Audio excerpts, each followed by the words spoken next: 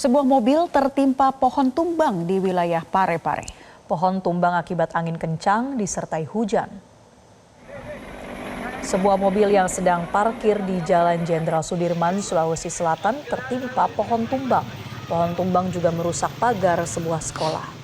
Tidak ada korban jiwa dalam insiden ini dan proses evakuasi pun berjalan lancar berkat kerjasama Badan Penanggulangan Bencana Daerah, kepolisian, dan warga setempat.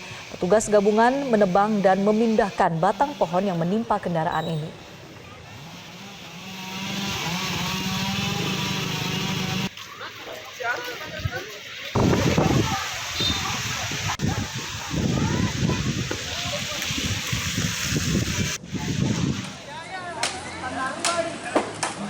Angin kencang juga melanda Majene, Sulawesi Barat.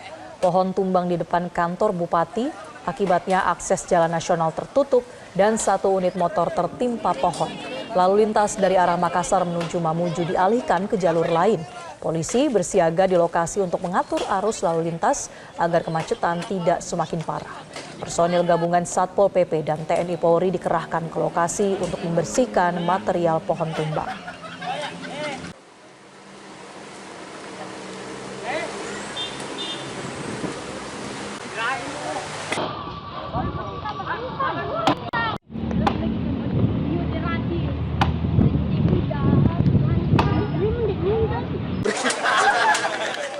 Jelajahi cara baru mendapatkan informasi. Download Metro TV Extend sekarang.